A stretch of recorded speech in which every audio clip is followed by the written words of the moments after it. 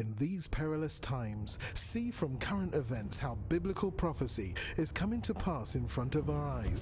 You're watching In the Last Days, the program that looks at Israel and the end times with teaching from a Hebraic perspective.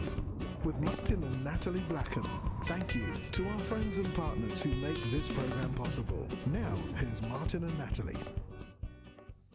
Shalom, dear friend. Wonderful to be with you. And we carry on. We're speaking about Ish and Isha, which is the man and the women. And we're speaking about family matters. And I have my good friend, Rabbi Shmuel Bowman. And we're carry on from last week, what we were starting to speak. And here we go. We carry on. Oh, it's good to be here. We were talking about families and looking back and saying before we get to the family, we need to look at the couple, the husband and the wife, the Ish and Isha.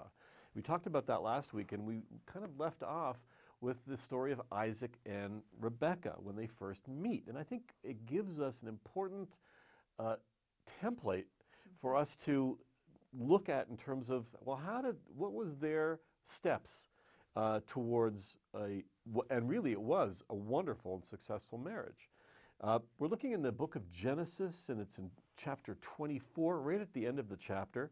This is where Rebekah is now being brought back to the land of Israel by the servant of Abraham, Eliezer, which, as we talked about, means the help of God. The help of God. Yeah. So he's not doing it on his own. Yeah. He had big help. He brings back Rebekah, and Isaac has gone into the field to prepare himself. It's so important when you're ready, or you think you're ready to enter into a relationship. First, you need to ask, am I ready? Am I actually ready? Because, right, the Bible says, God says, you're going to leave your home, your parents' home, where it's comfortable and nice, and you're going to be connected, glued, dabek, right, glued to your wife. And am I really ready to do that? That's going to happen. I need to be prepared. So he goes and he prepares himself in the field. And he goes to prepare a new home. So it's like he's got a lot of preparing to do. He's got a lot of work to do. And yes, it's very practical. So these are the four things that happen. Rebekah comes along and he meets her, and this is what he does. First, he shows her the tent. He shows her the house. This is the house. In other words, this isn't just small talk. We're not just shooting the breeze in our conversation. We have a home that we can build. We have a home that we can fill with a family. We have a home which can contain our dreams and turn them into reality. Number two, what's the second thing that he does? V'yikach Rivka. He makes a commitment with her, and he says, this isn't a one-night stand. This isn't a short-term relationship. This is a long-term. This is serious. That's the second thing. I'm stating my intention. So what is this verb? Vayikach et Rivka, which literally means, and he took her, but that translation isn't exactly going to help us. The meaning of the idea is that he is saying, I am serious about this relationship. I'm serious about what's going on here. The third thing, v'tihilo le'isha, and he marries her. Now we have to understand, he didn't throw a $100,000 wedding at the Waldorf Astoria Hotel, okay, or at the Ritz, okay. He didn't order flowers, okay. Maybe he did, but that's not what we're talking about when he married her. When he married her, he set forth a contract with her and said, this is about security. You don't need to worry about whether or not I'm going to be gone tomorrow. Okay? This is a marriage. There's a marriage contract involved here. Okay? And that's what I'm prepared to go into with you. Okay? Again, it's about stability, creating stability. Mm-hmm. Do they do it together? Do they have the term of the contract? Do they do it together, or is it? They have to be together when that contract is given, but he's giving her the contract. Okay. He is the active and she's the passive. Okay. And especially if you can imagine in the old days, where if he just dumped her, if he just left her, she's destitute. Okay? This is the way it was in the old days. He's saying, no, you will never be destitute. If for some reason this marriage should not work, okay, and so much has now been invested emotionally and financially and everything else and spiritually, then you will not be destitute. These are the terms of the agreement. It's very interesting that today in a Jewish wedding, so there's a contract. Yeah, ketubah. It's called the ketubah, which a lot of people think is the marriage contract. It's a divorce contract. Very romantic, right? You're standing there at the wedding. Well, my dear, this is in case it all falls apart. Okay? But it's funny, but it's serious, because what you're really doing is you're saying, I'm making a commitment here. Okay? I'm taking this very seriously. How seriously? So serious that if it should fall apart, okay, if it should end, then I respect you now and always. And here's an agreement showing that you will be okay. So he has an agreement with her. That's the marriage. And only after all these pieces are in place, the home, the commitment, the marriage, then it says ve'aveha, and then he loves her, which is very, very interesting, because it's totally contrary to what Hollywood would want us to believe of. They fell in love and married and lived happily ever after. I'm not saying that there isn't love at the beginning, Sure. but this indicates, since it's the fourth and last step, It's built on something. it's built on something and continues. The love continues to grow. Do I love my wife today after 21, 2 years, whatever it is, of marriage? Sorry, Leah. As I did when we first met? Of course. Is it the same love? It's a different love. 5 children later, okay? It's a different love. It's a love of, wow, we had a vision, we've turned it into reality. How? We had a mechanism in place.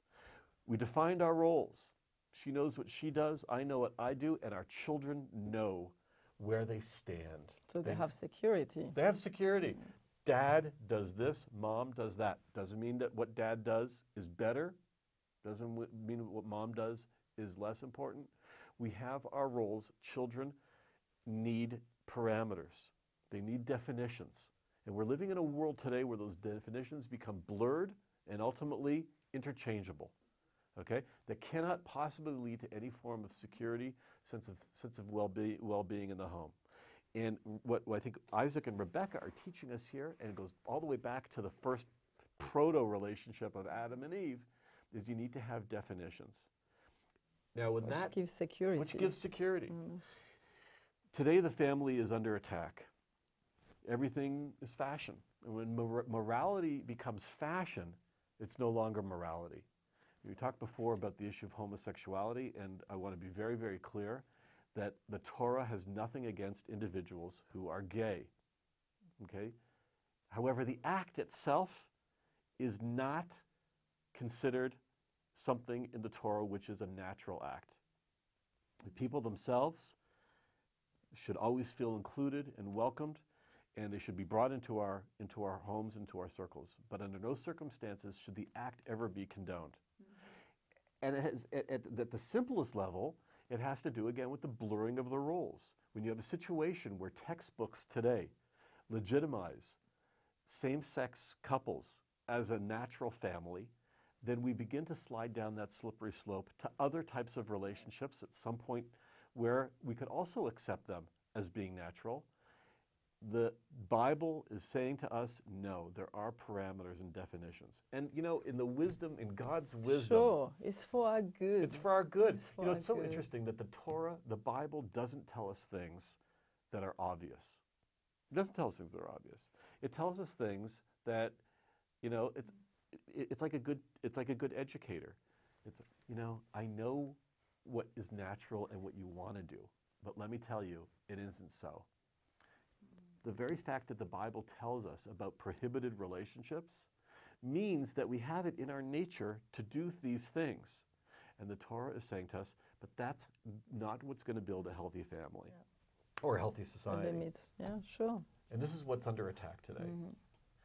So when we talk about these practical things, what we need to do is in our home life, is first of all, make sure that we have distinct definitions in terms of the husband and the wife, between the man and the woman, between the father and the mother.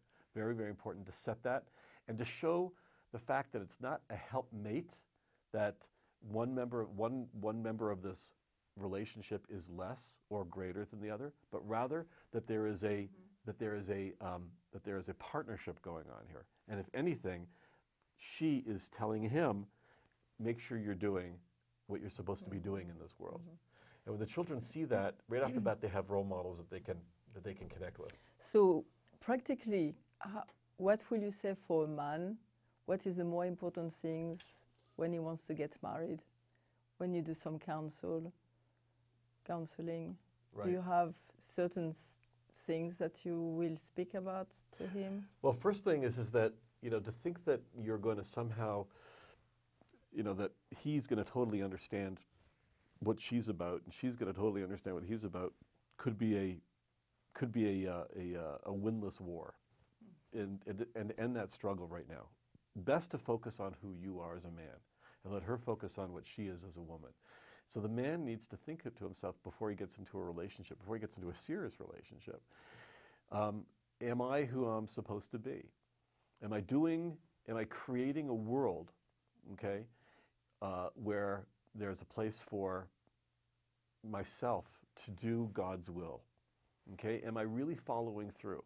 Do I have my dreams and do I have a plan to execute them? Do I have my dreams and do I have a system in order to enact them?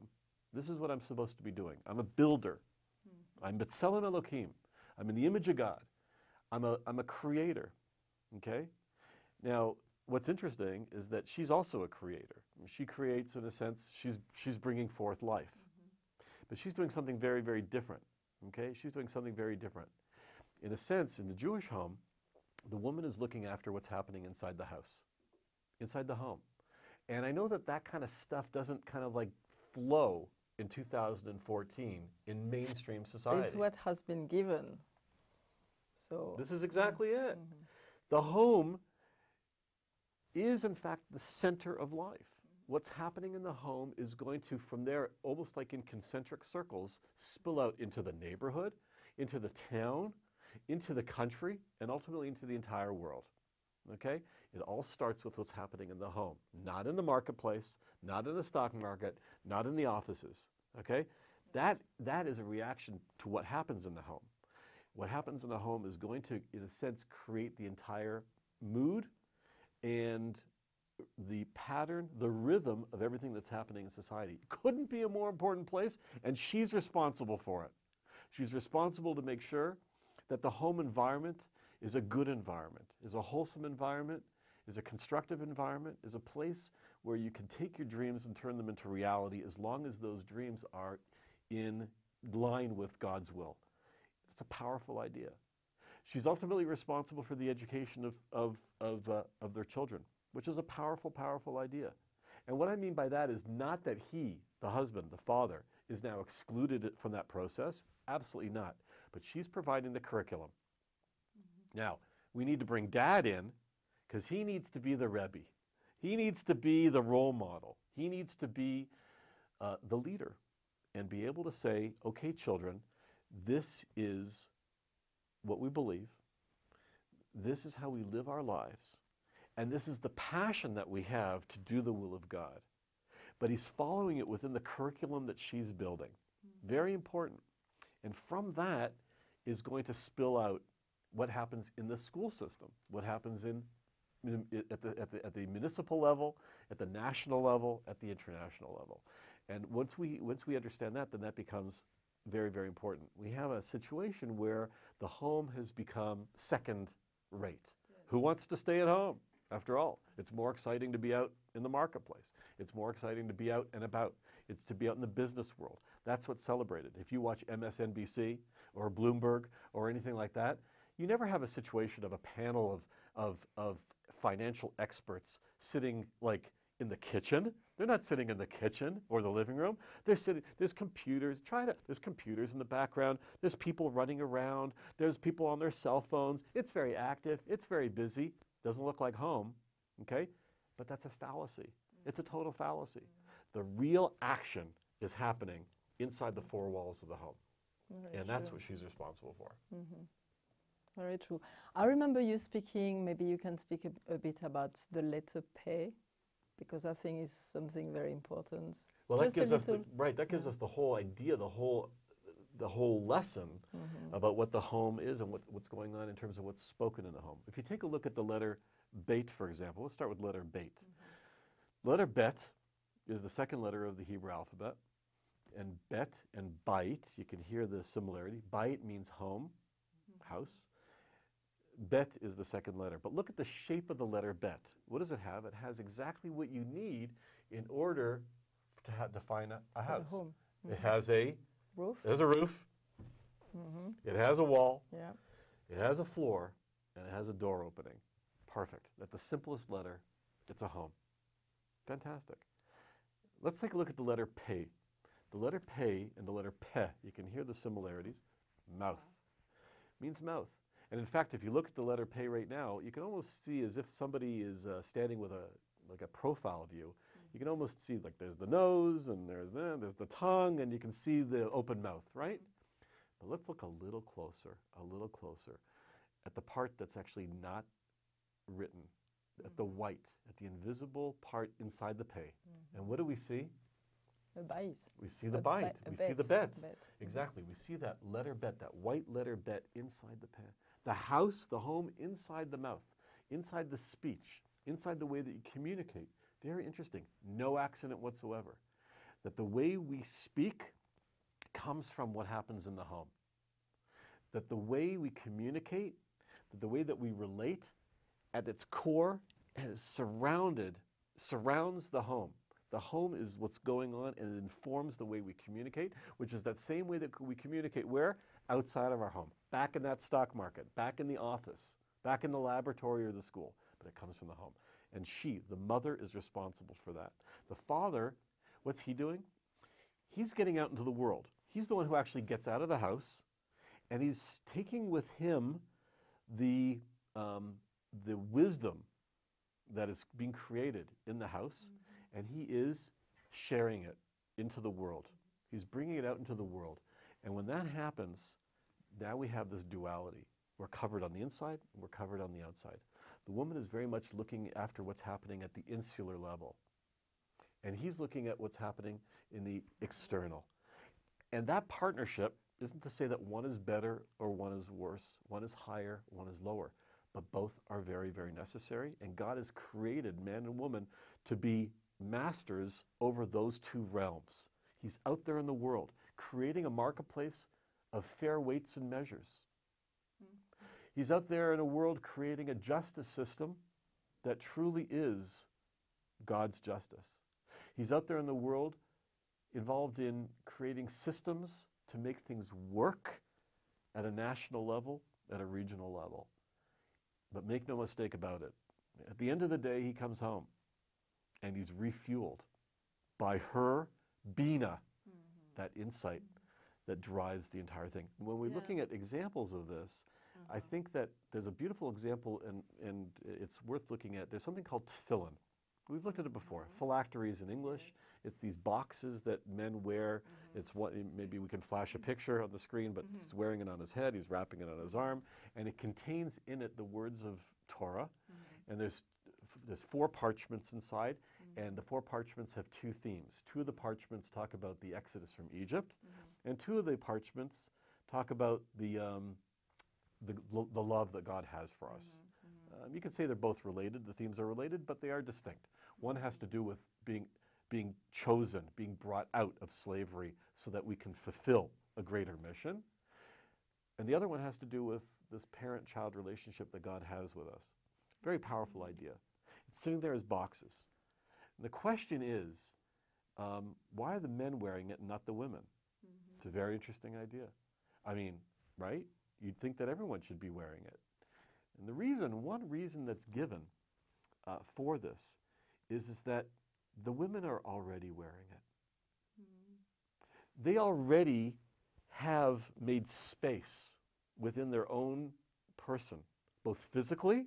They've made space, a cavity, where the next generation can come forth, but also spiritually. They've made sense.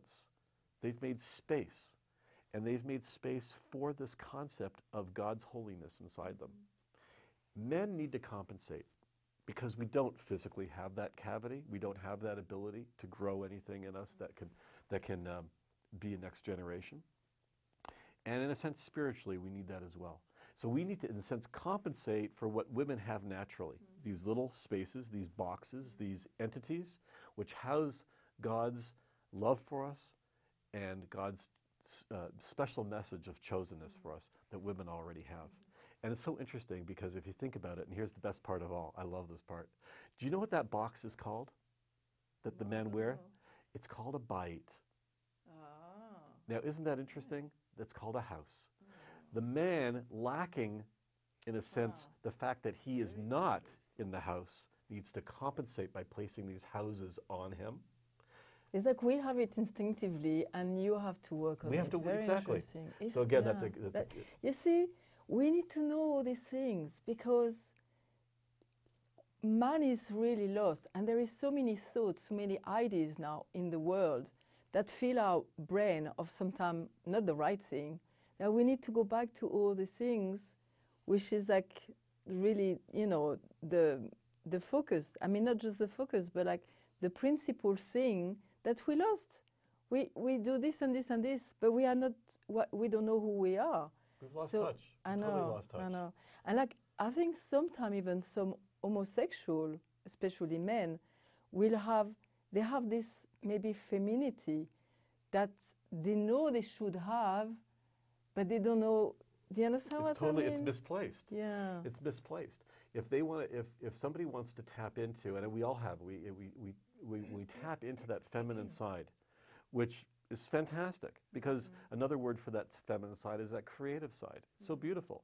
And if a woman, by the way, wants to tap into the male side, well, let's call it something else, creating, building, so be it. That's absolutely fantastic.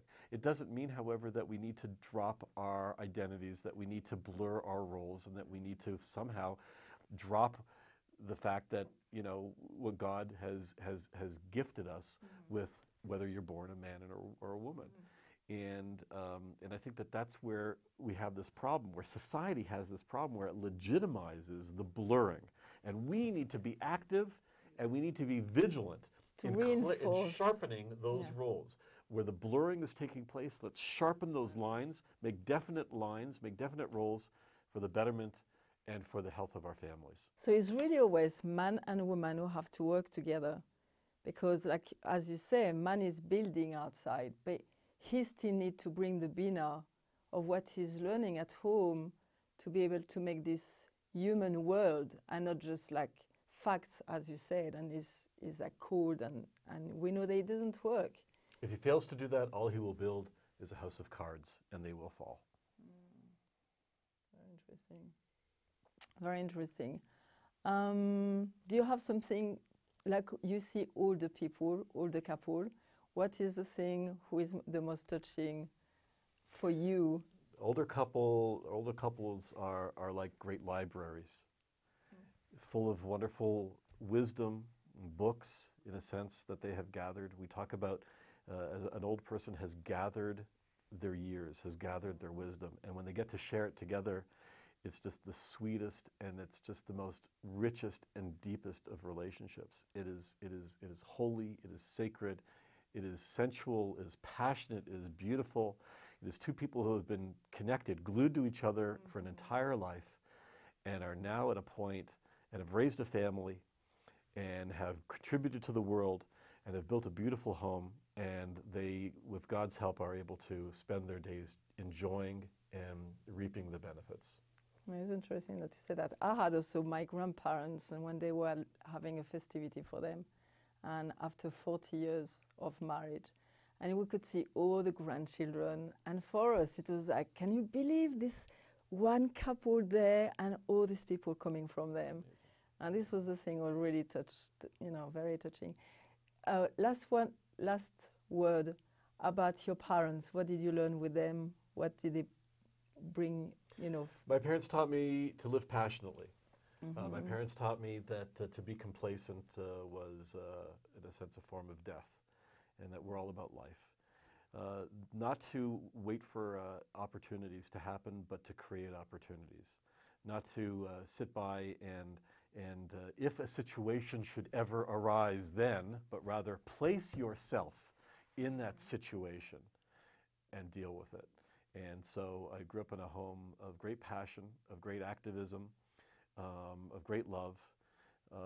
And it was, for them, they're my mentors. They continue to be my mentors, and I love them dearly.